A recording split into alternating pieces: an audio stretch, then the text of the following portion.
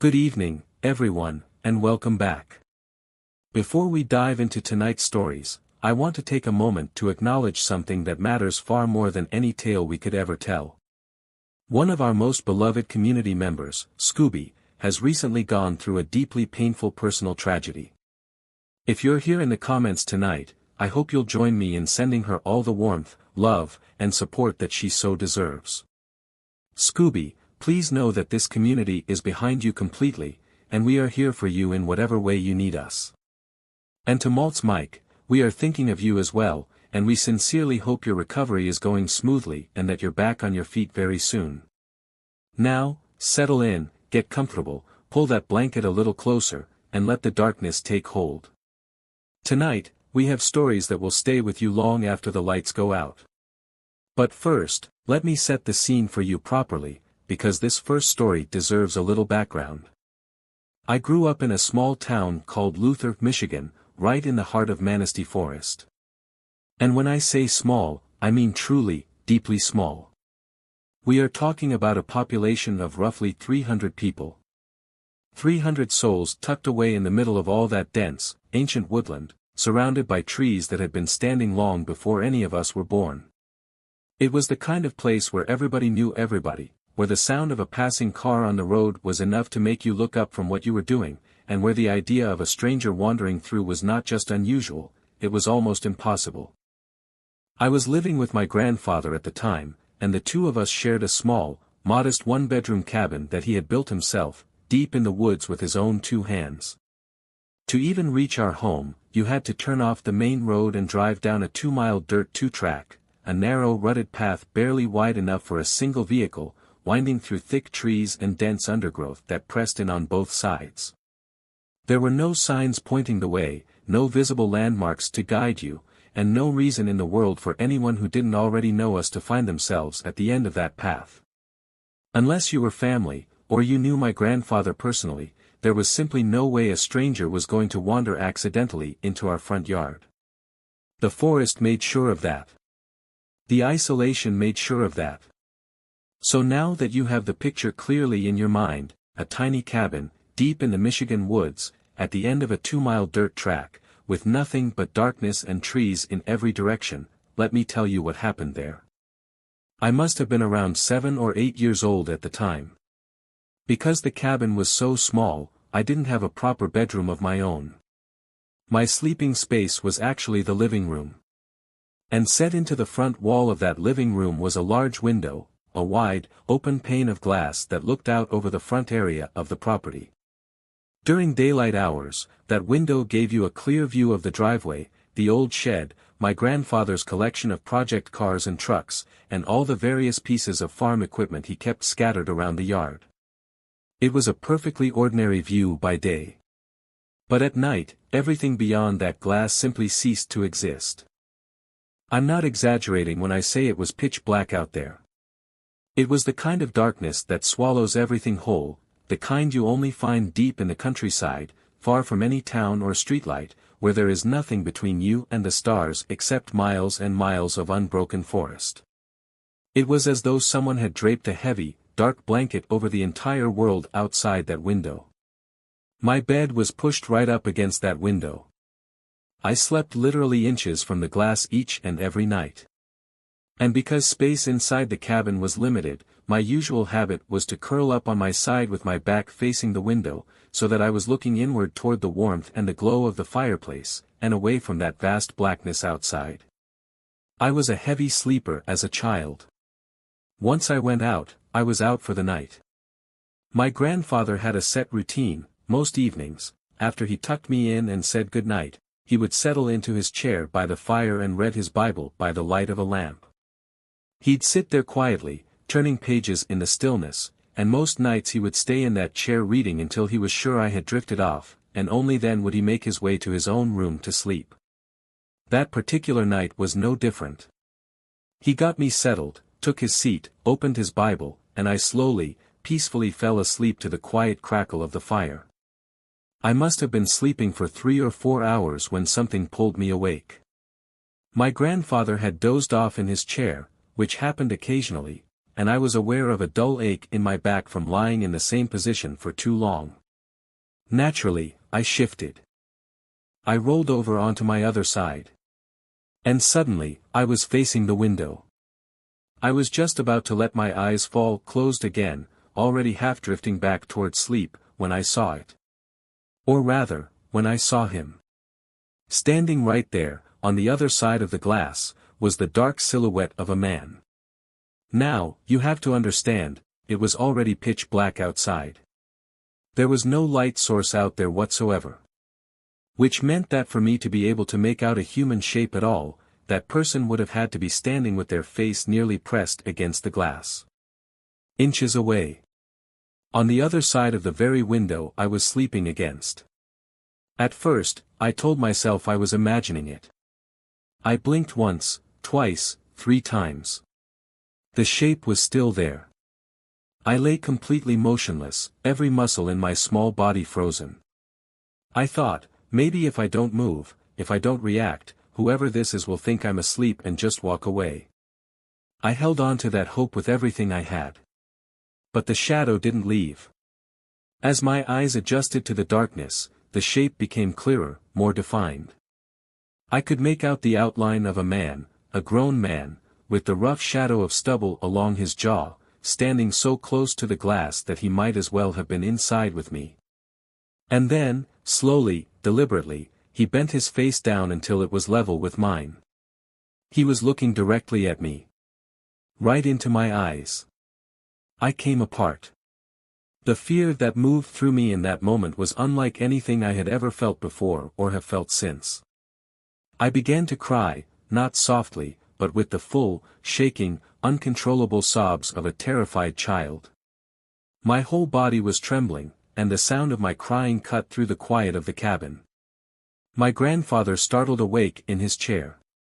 The moment he moved, the moment there was any indication that an adult was present, the man outside took off. He bolted into the woods, disappearing into the darkness as if he had never been there at all. My grandfather crossed the room to me immediately, sat on the edge of my bed, and began rubbing my back in slow, gentle circles, asking me what was wrong. I told him exactly what I had seen, every detail. And here is the thing, I had grown up knowing that if I lied to anyone, there would be real consequences. My grandfather was not a man who tolerated dishonesty, and he knew, without any doubt, that I was telling the truth. He stood up. He turned on every light in the house. He walked into his bedroom, and when he came back out, he was carrying his shotgun. He went outside. Those 10 minutes that he was gone were the longest 10 minutes of my entire life. I sat on that bed, trembling, watching the front door, straining to hear every sound from outside. Each second felt stretched and endless. When he finally came back in, I saw something on his face that I had never seen there before and would never want to see again. My grandfather was a Green Beret. He had served in Vietnam. He was not a man who rattled easily, not a man who let fear show, not a man who shied away from anything this world put in front of him. But that night, standing in the doorway of our little cabin, he looked genuinely shaken. He came to me and said he would stay up with me for the rest of the night. And in an act of generosity that told me more than his words ever could, he said I could watch television for as long as I wanted, something he almost never allowed. He sat facing the front door all night, the shotgun resting across his knees, not sleeping, not moving, just watching that door until the sun came up. When morning finally arrived, the very first thing he did was put curtains over every window in the cabin. Every single one. Then we went outside together. And there they were, footprints in the dirt, leading away from beneath my window and disappearing into the deep woods. After that night, I was not permitted to play in the woods alone anymore. My grandfather moved my bed away from the window. And neither of us spoke much about it. About a week or so later, my grandfather was watching the evening news after dinner when a story came on that made everything click into place. A recently escaped prisoner had been located near the Becky Trail, just outside of Luther. For those of you who don't know, the 2-track road that led to our cabin? That was the Becky Trail. And this man had been hiding out in a hunting shack about a mile away from where we were living. A mile. To this day, being left alone in the woods at night fills me with a fear that goes all the way down to my bones. And now you know exactly why. If you're joining us for the first time tonight, welcome. We're so glad you found us. Please take a moment to subscribe to the channel and hit that notification bell so you never miss a story. This community is something very special, and we would love for you to be a part of it. I am a 24-year-old woman, and not too long ago, my life changed in a way I never expected. A painful divorce forced me to leave behind my life in Orlando and start fresh, moving with my 2 young boys to my family's farm, located roughly 18 miles outside of Valdosta. Which, as you can probably imagine, is a polite way of saying the middle of absolutely nowhere. I want to be honest with you, I had never experienced anything genuinely frightening before this. Not really.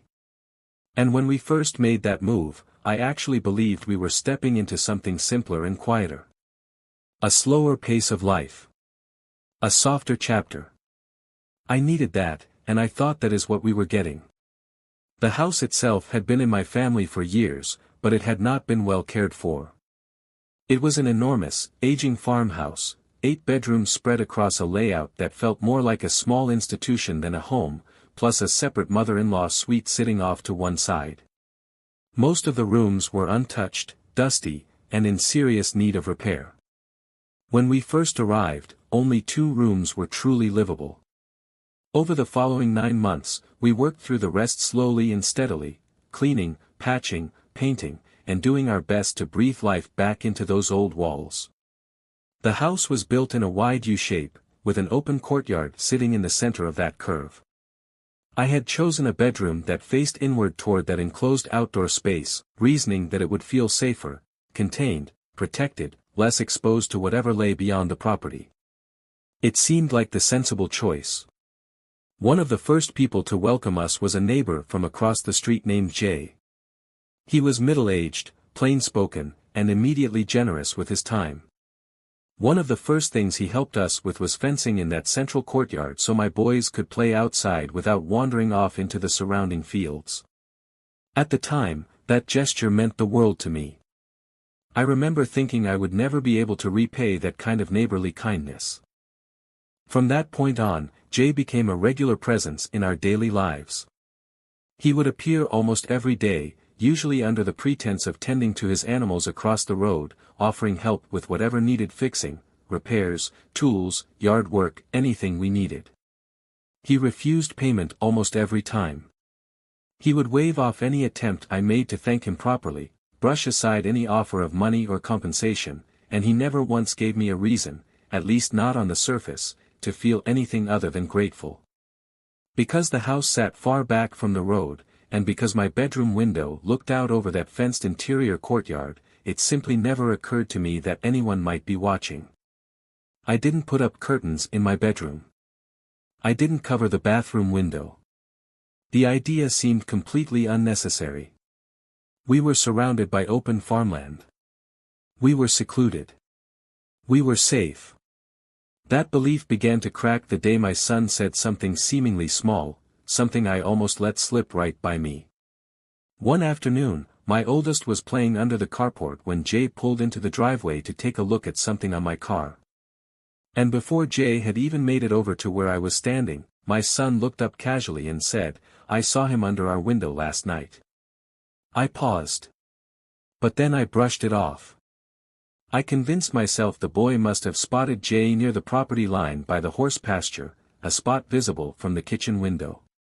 Later that evening, when I brought it up again, my son insisted he had genuinely seen someone standing outside. But I told myself there was a logical explanation. Looking back now, I understand what I was really doing.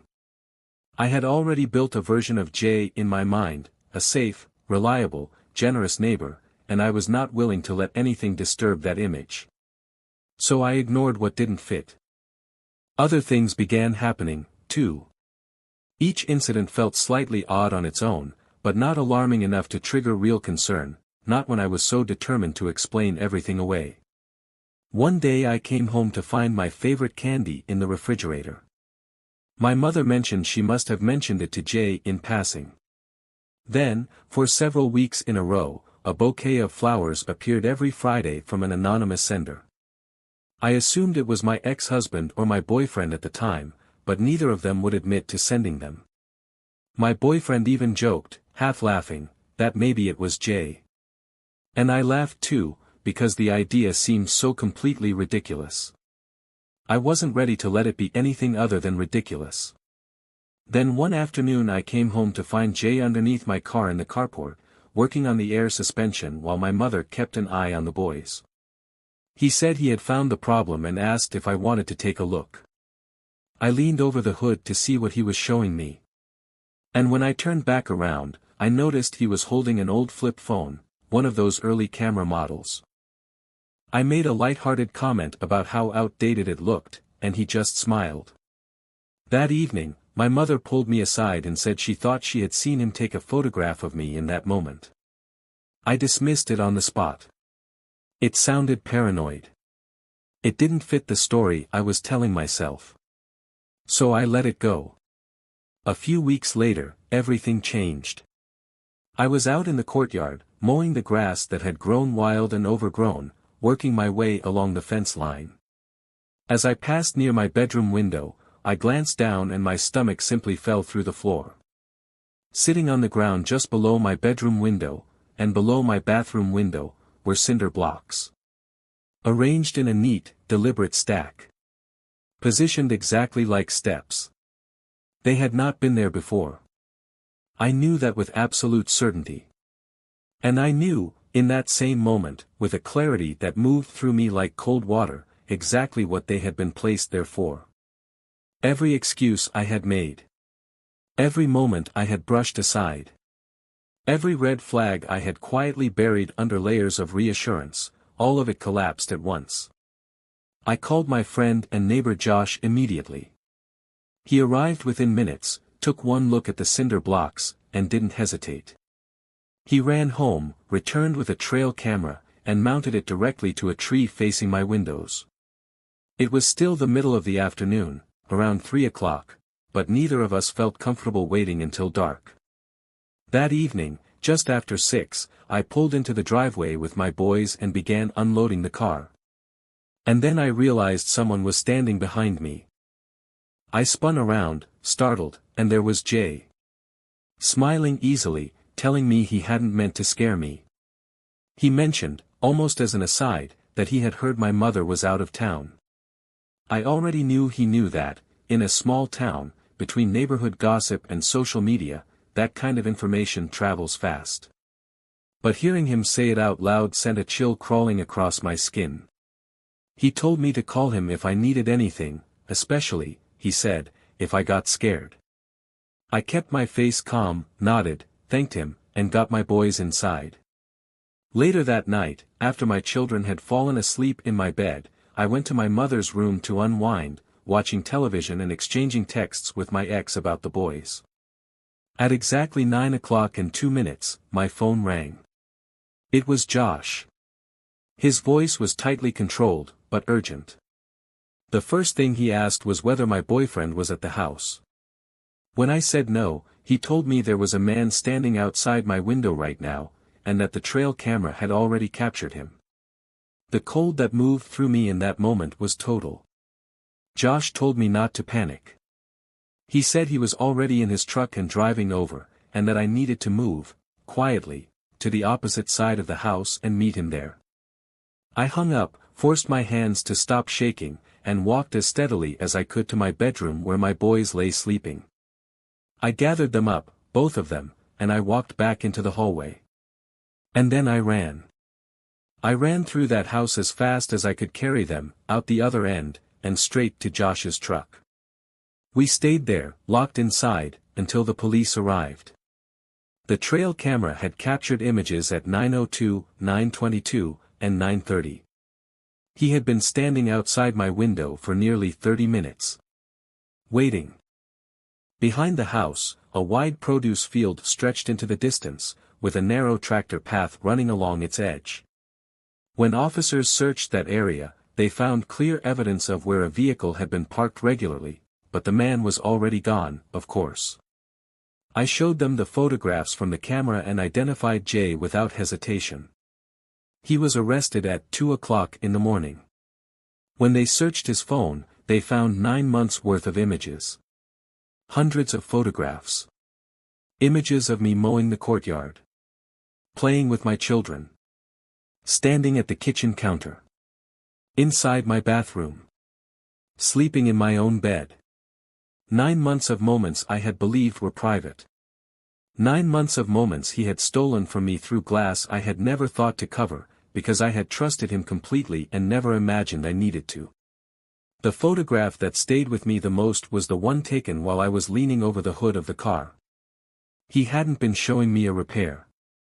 He had been taking advantage of a moment I handed to him without even realizing it. After the arrest, I thought the worst was behind us. I was wrong. Within a week, he was released on bail.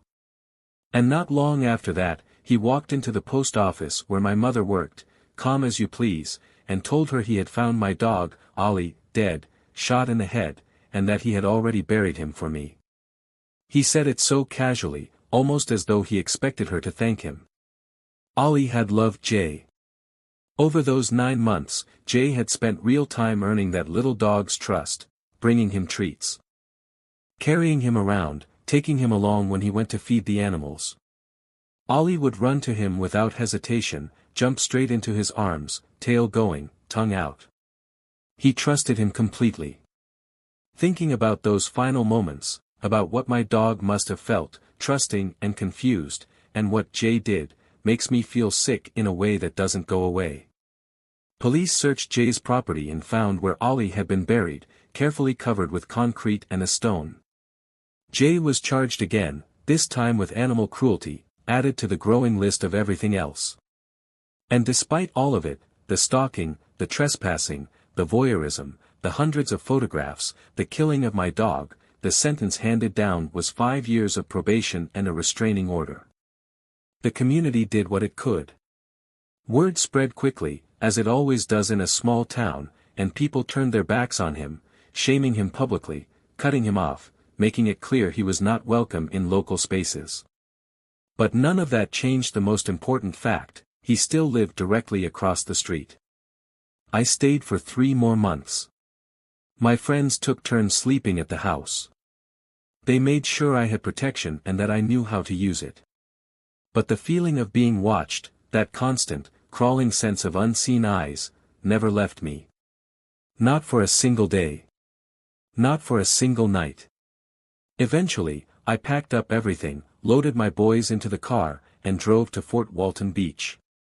I put as much distance between myself and that place as I possibly could. What haunts me the most, even now, isn't any one thing Jay did. It's how seamlessly he became someone I trusted. How natural he seemed.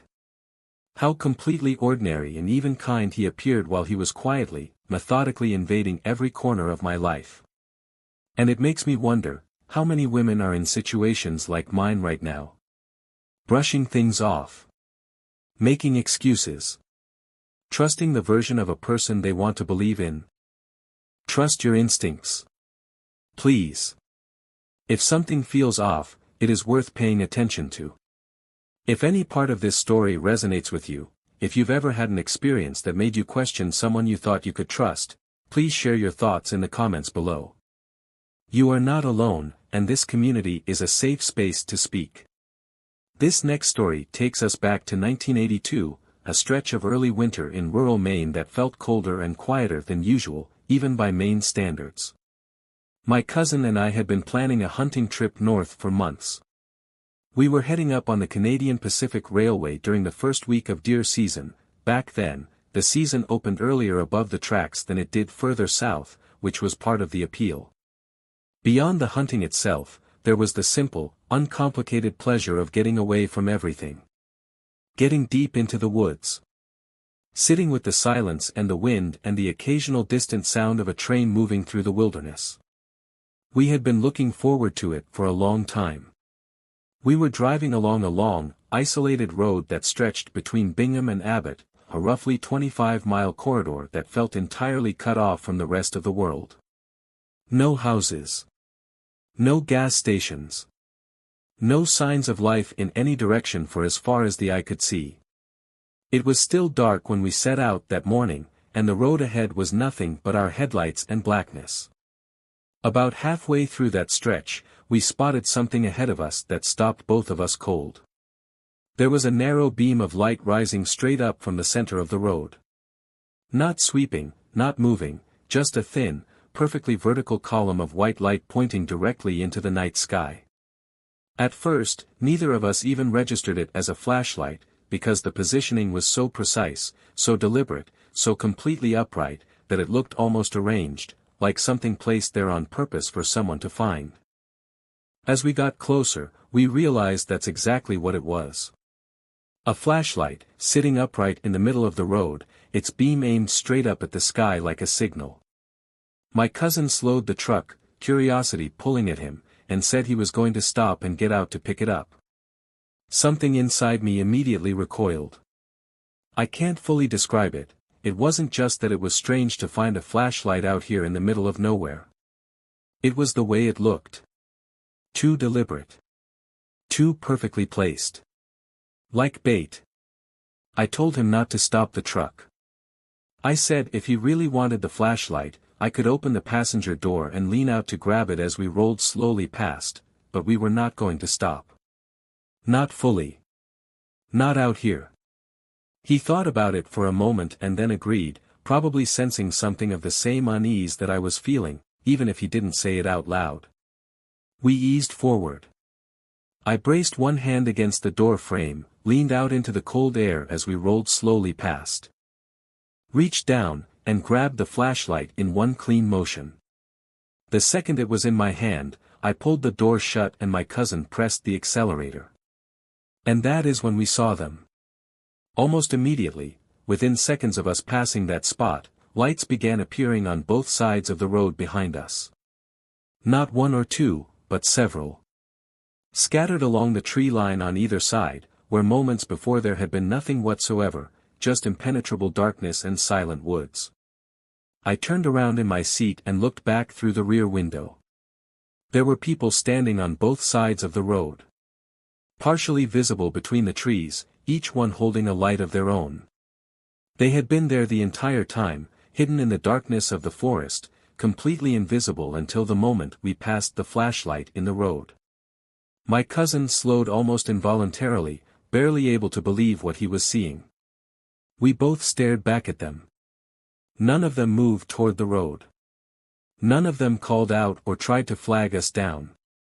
They simply stood there, spaced out along the tree line, watching us with their lights, in the silent, waiting way of people whose plan has just failed. It was clear, without a single word being exchanged, what had been intended. The flashlight was a lure. The plan was for someone to see it, pull over, step out of the vehicle, and stand there exposed and distracted in the middle of a road with no houses, no lights, and no help for miles in any direction. And then the people hidden in the trees would have moved. Whether the goal was to steal the truck or something worse, I don't know. I'm glad we never found out. As we drove on, the figures faded back into the trees as quietly as they had appeared, until there was nothing behind us but darkness again. Neither of us said a word about it. My cousin kept his foot on the gas. We didn't stop anywhere on that road for the rest of the journey. The flashlight sat on the floor between our feet the whole way. It was still on. I've thought about that moment many times over the decades since. And what I keep coming back to is this: all it would have taken was stepping out of that truck. That's all. One normal, reasonable, completely understandable human response to seeing something strange in the road, and the outcome would have been very different. A news story, most likely. Truck found abandoned on a remote stretch of highway. Driver missing. I'm glad we went with instinct instead. I grew up near the border, and this was the late 80s, when checkpoints and patrols were still a common sight scattered across the countryside. Because of that history, certain parts of the land always carried a particular kind of heaviness, places that felt wrong in a way that was hard to put words to. One of our back fields, about a half-hour's walk from the farmhouse, was one of those places. The fence back there was always getting damaged, sometimes it looked cut, other times it had simply been pulled apart, like something had forced its way through. One afternoon, my father sent me out to fix it before we moved cattle in. I remember grumbling about the walk the entire way out, more annoyed by the inconvenience than anything else. When I arrived, I spotted the break in the fence right away. Just beyond the far corner, on the neighboring property, sat an old abandoned hay shed that had been empty for as long as anyone could remember. As I crouched down to start repairing the wire, I heard something coming from inside the shed. A low, muffled sound. My first thought was an animal, a sheep that had wandered in and gotten stuck, or some creature caught in the debris. But the sound didn't stop, and it wasn't random. It had a rhythm to it. A pattern. I climbed over the fence and walked toward the shed. The old hedges growing around it blocked most of the afternoon light, and even though it was broad daylight, the interior was dim and shadowed. One side of the shed was partially open, and the air coming from inside had a thick, rancid quality that made me hesitate at the opening. I stepped in anyway. And when my eyes adjusted to the low light, I saw someone standing in the far corner with their back to me. A woman. Or the shape of one. She was wearing a white shirt and a dark skirt, with long black hair falling loose around her shoulders. She wasn't walking, she was shifting in place, swaying with a kind of slow, repetitive motion, like pacing without going anywhere. And the sound I had been following was coming from her.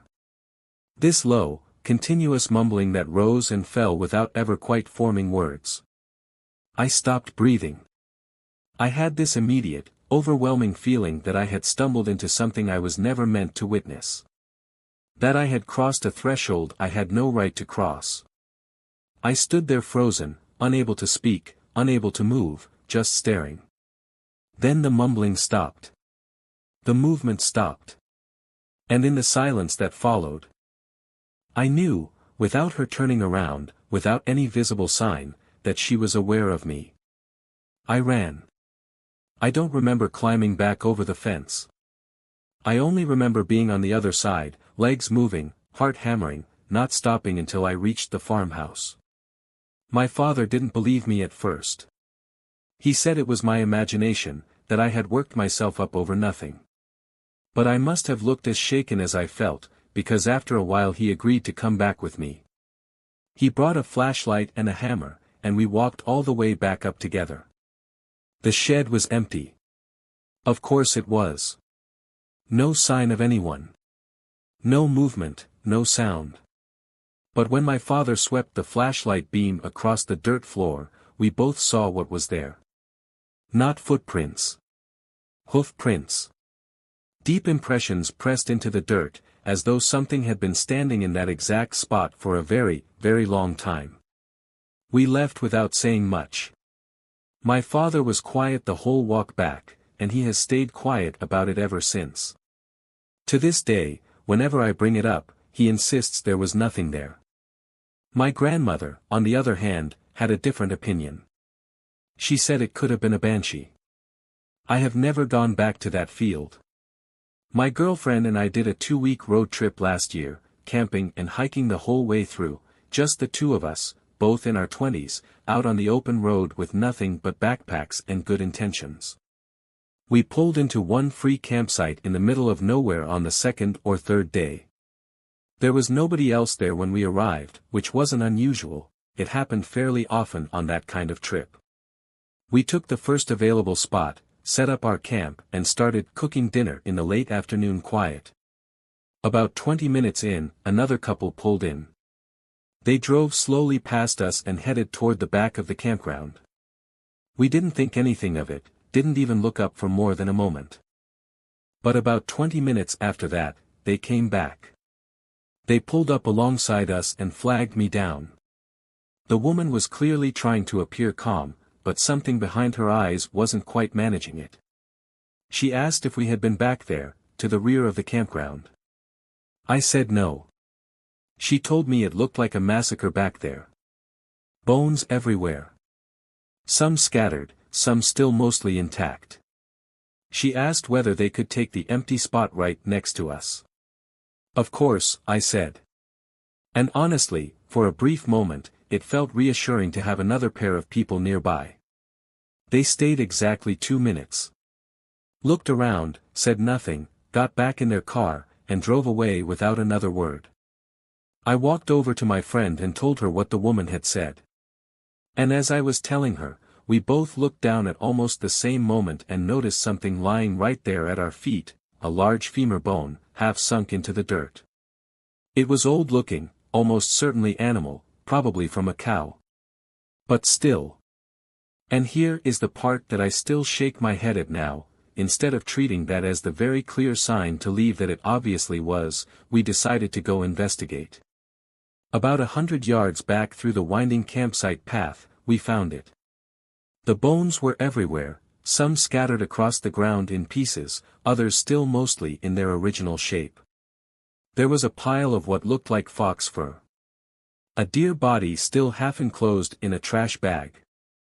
It was disorienting and wrong in a way that was hard to describe, not because any single thing was completely inexplicable, but because of the sheer volume of it. So many carcasses in one place. So much concentrated evidence of death gathered together in what was supposed to be a peaceful campsite. We eventually decided we had seen enough and packed up to leave. Good decision. The second campsite was even more remote. We drove for about an hour without encountering a single other car, on roads that had no houses, no lights, and no other signs of civilization. The sun was already beginning to lower by the time we found the turnoff, and when the pavement gave way to dirt and we crossed a cattle gate and spotted a national park sign, it actually felt like a small relief. Official. Recognized. Safe. The map indicated the campsite was about 2 miles in. I turned up the road and started to climb. It got difficult almost immediately. The brush on both sides pressed in close and thick, gray and dead in the fading light. The road was riddled with rocks and deep trenches, clearly built for vehicles with serious ground clearance. We were in a Ford Focus. A low, compact little car that had absolutely no business being anywhere near that terrain. Within the first quarter mile, the underside scraped loudly across a rock, a sharp, crunching sound that made us both flinch. There was no room to turn around, no space to reverse. So we kept going. It only got worse. Every few feet, another scrape. Another stutter and lurch as the car struggled forward. The sun continued to drop behind us, and the road seemed to grow narrower and the brush more skeletal with every foot we climbed. Neither of us spoke much. We just focused on moving forward without doing any more damage. Eventually, we reached the top. The campsite was barely worth the name. A tiny clearing, maybe 10 feet across, completely surrounded by dead brush, and directly in front of us, a cliff edge that dropped off into total darkness. We sat in the car for a long moment. Neither of us wanted to get out. The place didn't feel like somewhere people stayed. It felt like somewhere you ended up by mistake. We decided to leave. Turning a small car around on a 10-foot patch of gravel with a cliff face practically brushing the front bumper took more effort and nerve than I would like to admit. But we got pointed downhill and began creeping back the way we had come, every rock and scrape against the undercarriage feeling worse than before, the darkness closing in more quickly now. Halfway down, I noticed the silence. Not just the absence of other cars or voices, but a total absence of everything. No wind. No insects. No rustling in the brush. Nothing. The kind of silence that doesn't feel like peace, it feels like holding. And then, in the beam of the headlights sweeping across the brush to the side of the road, I saw something. Or rather, I saw a shape that wasn't a plant. It was tall. Still. And it wasn't moving the way anything rooted to the ground would move. A few seconds passed. My friend shifted in her seat, a small, deliberate movement, and I knew without her saying a word that she had seen it too. But neither of us said anything. We kept our eyes forward, kept moving, and I told myself we were passing it. Except we weren't passing it. Every time the headlight swept across the brush again, the shape was there. Not behind us where we had first seen it, but keeping pace. Appearing where it could not logically have reached in the time since we last saw it. Closer. Always slightly closer. By the time we reached the cattle gate and crossed back onto the road at the bottom, we were both gripping the seat edges hard enough to leave marks in our hands, and neither of us spoke a single word until we felt pavement under the tires. We drove for 2 straight hours to the nearest town and slept in a parking lot. That night, neither of us brought it up at all. The next morning, as we were getting ready to leave, my friend finally said something. She asked if I had seen it. I told her I had. She went quiet, then said that the first time she noticed it, it hadn't been off to the side of the road at all. It had been standing directly behind the car in the middle of the trail, while we were still at the top, sitting in the clearing, before we had even turned around. It had been watching us before we started moving. And when we began driving down, she had looked back through the rear window one last time. It hadn't stayed at the top of the hill. It had followed us all the way down. Like this video if a story tonight has made your skin prickle, and share it with someone who loves a good, unsettling tale. You'd be surprised how many people out there are listening in the dark, just like you. Last weekend, a group of us went camping up in northern Maine, Baxter State Park, and something happened that I genuinely can't explain, even now. The night itself had an eerie quality from the beginning. It was pouring rain, the kind of heavy, relentless downpour that amplifies every sound and makes the darkness feel thicker than usual. Strange noises were expected. The 4 of us who made this trip are experienced campers, we've been out together many times, and animal sounds, branches snapping, the general creaking and shifting of the woods at night are all perfectly familiar to us. But around 3 in the morning, we were all woken up by foxes screaming. If you've never heard it, a screaming fox sounds shockingly like a human in distress, a sharp, raw, wailing sound that cuts right through the night. That alone was unnerving enough. Shortly after, my friends in the neighboring tent called out and asked if we had seen the light. I said no, I hadn't seen any light, and I didn't think much of it. I tried to settle back down and close my eyes. Then I heard them scramble out of their tent and rush to their car. I went over to check on them. They were frightened, genuinely frightened, not just startled. They said a light had flashed 5 or 6 times, directly into the face of their tent. Repeatedly and deliberately. Not a passing sweep, direct flashes, aimed straight at them. Here is what made it truly unsettling. My fiancée and I had been lying in our tent with wide open eyes during the same period of time, and we had seen absolutely nothing. Not a single flash of light. And our tent was positioned higher up, on a slight rise above and behind theirs, with a clear angle of view in the same direction. Any light that was reaching their tent should have been visible to us. But we saw nothing at all. My friends were absolutely certain about what they saw. They were not imagining it. They were not confused. 5 or 6 direct flashes, from in front of their tent, which faced the back of the campground, away from any road. In an area with no other camps nearby, no trails, and no way for a passing vehicle to account for it. We all got into the car and drove around until the sun came up. The next morning, we went back to investigate the area. No trails. No camps. No tire tracks. I even pulled up the map to check whether there was any route a distant car might have sent light from. There was not. And then we found something that concerned us more than the light itself. At the edge of the campsite, near the tree line at the back, there was a small hill leading up into the woods. And in the dirt near that hill was a fresh-looking hole, dug into the earth in the shape of a boot print, clearly recent. With the rain and wind that had come through the previous night, anything older than that evening should have had leaves blown in, debris collecting around it, some sign of age. This looked like it had been made while we were sleeping. I've camped many times in many places, and I've never had anything like this happen. I still don't have a good explanation for any of it. This next story has never really left me. Back when I was studying in a remote part of the Andes in southern Peru, a friend of mine came from a family that owned a stretch of land near some old silver and tin workings, mines that had been abandoned for decades, long before either of us were born. The locals still talked about them, though. Old places like that have a way of staying in people's memories. One afternoon, we saddled up a couple of horses and rode out through the hills to pass the time.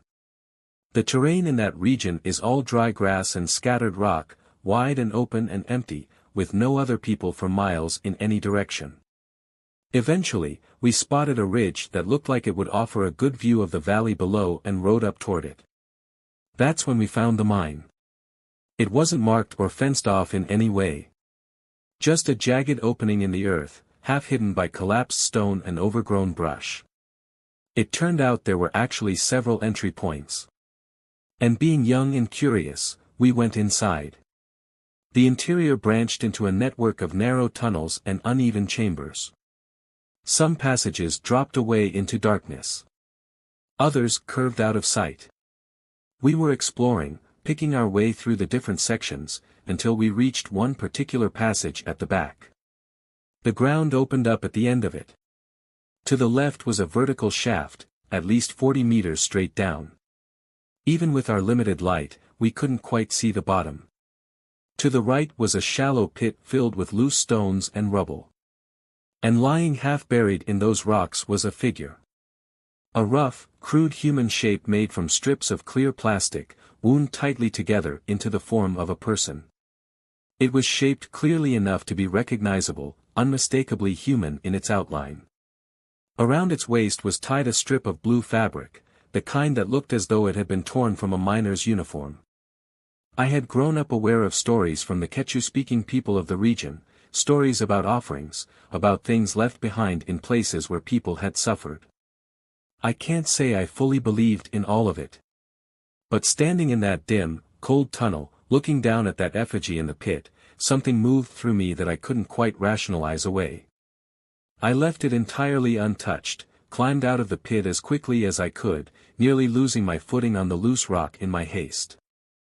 We laughed it off, the way you do when something unsettles you and you don't quite want to admit it, and then decided to circle around and explore the lower levels of the mine.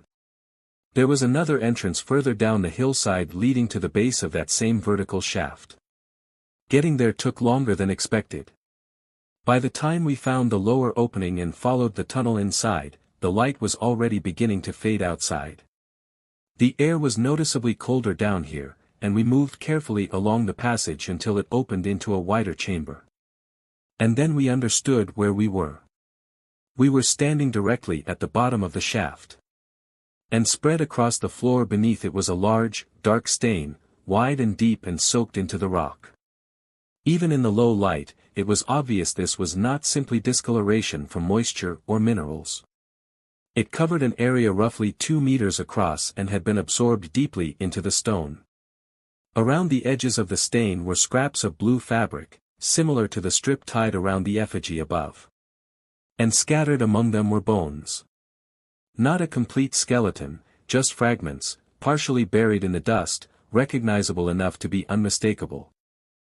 And that, dear friends, brings us to the close of part 1 of tonight's collection. But before you go, I need you to stay right where you are, because we are not finished yet.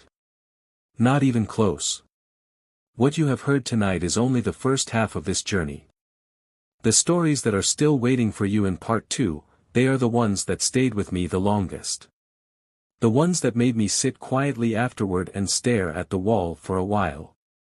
The ones I genuinely did not know how to explain, even after all the time I spent turning them over in my mind. We have more voices to hear. More dark roads to travel. More moments that will make you want to reach over and check that your door is locked. Part 2 is already waiting for you. All you have to do is click. If you have been with us from the very beginning of tonight, thank you. Truly. You are exactly the kind of listener these stories deserve. And if someone shared this with you and tonight is your first time here, please consider subscribing so you never have to miss a single story again. This community is something very special, and there is always a seat here for you. Go ahead and click on part 2 now, and let's keep the darkness going just a little while longer. I'll see you on the other side.